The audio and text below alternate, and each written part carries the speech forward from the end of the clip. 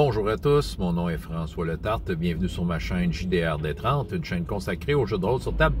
Une vie de rôliste, c'est ça, je vais répondre à François Fortin qui vient tout juste de me poser une question. Là, je checkais ça en mangeant dans mon auto, ça me tentait de dîner dans mon char aujourd'hui.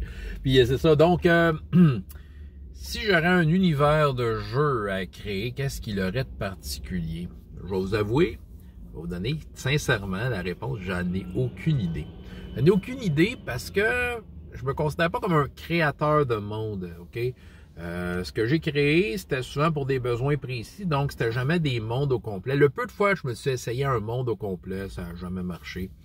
Faire une map et tout. T'sais, oui, ok, j'ai déjà eu le plaisir de faire une grosse map et tout ça, mais non, je faisais surtout des régions, que je mettais 3-4 affaires dessus, puis j'avais toujours une petite histoire.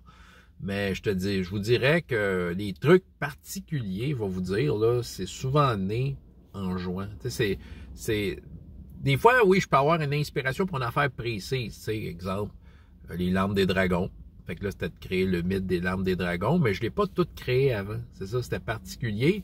Mais tu sais, je prenais des éléments d'RPGS, donc des trucs qui existaient déjà, des trucs déjà écrits. Je reliais ça aux larmes des dragons, ces artefacts de pouvoir-là, qu'est-ce qu'ils font, tout ça. Puis, sérieusement, c'est en juin que le particulier est sorti de cet univers-là.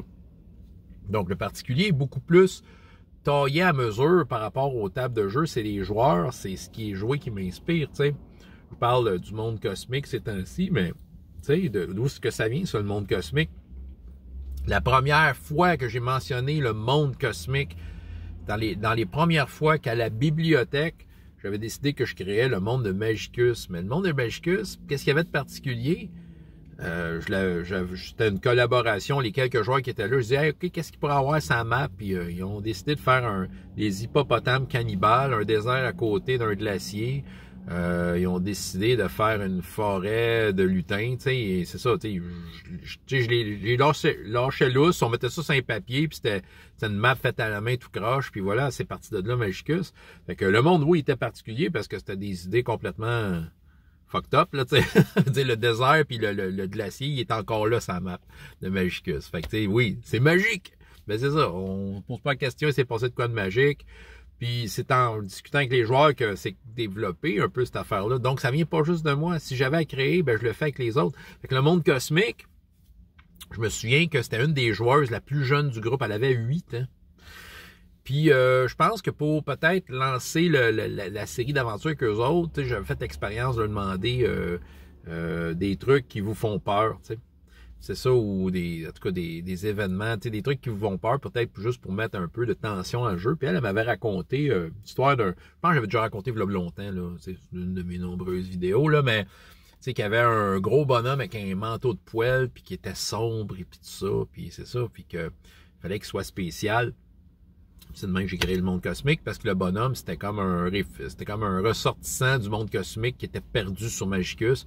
Fait que j'avais décrit sa peau, que ça avait l'air d'un ciel étoilé, puis tout ça, puis quand il le touchait, il commençait à merger avec, puis tout ça, puis un peu la façon dont la joueuse qui avait peur de ce genre d'affaires-là, écoute, ça m'avait fait vivre un drôle de moment parce que, tu sais, elle était très sérieuse dans sa façon d'interagir avec. Puis elle voulait comme devenir son amie, tu sais. Probablement peut-être parce que là, ça voulait comme faire la paix avec ce genre de vision épeurante-là pour elle. Puis là, il a fallu que, tu sais, inspiré sur le moment, que je crée le principe, l'attraction au monde cosmique pour certains types d'individus. Puis c'est ça, ça commençait là, mais tu sais, c'est au fil du temps, le monde cosmique revenait, puis je rajoutais une niaiserie à chaque fois. Fait que tu sais, qu'est-ce qu'il y a de particulier? C'est que c'est avec les joueurs que je le développe. Fait que c'est pour ça que moi, je me considère pas comme un créateur de monde. Comme j'ai dit, je suis créateur de situations. C'est plus ça, tu sais, je crée des situations, je veux dire, je sens pas que c'est nécessaire de réinventer la roue, tu sais. Tu joues à un jeu médiéval fantastique, ben, tu sais, on veut des elfes, des nains, puis tu sais, pourquoi je réinventerais une map avec des nouveaux noms? ça se peut que ça arrive, mais tu sais, on s'entend. On veut plus le style que le génie du meneur de jeu qui a inventé un monde écœurant. Dans mon cas, c'est ça. T'sais, tant mieux si tu arrives avec un monde original. Puis il y en a eu des mondes originaux. On va dire, prenez dans le passé Planescape, qui était bien original. Puis c'est ça, tu sais, bon. Oui, il y en a qui arrivent avec des idées nouvelles puis qui passent très bien. Mais dans les faits, moi, je suis pas là-dedans. Moi, c'est ça. Donnez-moi des idées. Puis, chez-moi des idées. Donne-moi un monde avec de l'espace dedans. Les mondes que j'ai présentés. D'ailleurs, François, son commentaire était sur ma vidéo qui parlait d'univers de jeu que j'ai chez nous. OK? Que j'ai peut-être l'intention de jouer. Mais, tu sais, je pense que ces univers-là, ce qu'ils ont, c'est que c'est comme une. Puis, c'est une expression que j'utilise souvent, mais c'est comme une photo d'un endroit. De plusieurs endroits, puis tu sais, dans le fond, moi je veux que la photo, je veux partir de la photo pour faire ça, tu sais, je veux pas m'embarquer dans un monde où il y a une histoire comme très longue, très compliquée et détaillée, et qui, tu sais, où, tu sais, c'est ça, il y a des campagnes de donjons que, tu sais, ils ressortent comme des updates du monde, tu sais, Forgotten Realms, c'est un monde qui continue d'évoluer avec le temps, c'est ben cool, là, mais, tu sais, c'est parmi les affaires que j'aime pas trop de Forgotten Realms, c'est le fait que, tu sais, c'est pas trop d'ouvrage à gérer, tu sais, pour moi. T'sais, je préfère avoir une photo. Donne-moi une photo claire, donne-moi une vision claire avec de l'espace dedans. Puis voilà. C'est pour ça qu'RPGS, ça a toujours, tu sais, je l'ai souvent dit, c'est comme on dirait que c'est vraiment un outil de la façon qu'il est fait qui est idéal pour moi, pour mon genre de meneur de jeu, puis de genre de création que je suis capable d'y amener, parce qu'il y a déjà de quoi.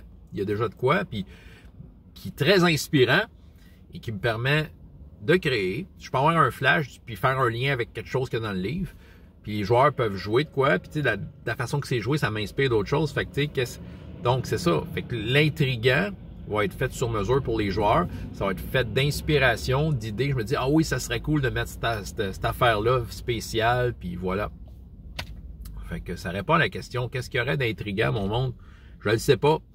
Ça va dépendre. C'est ça. Si on joue ensemble, il y a de l'intriguant qui va se développer.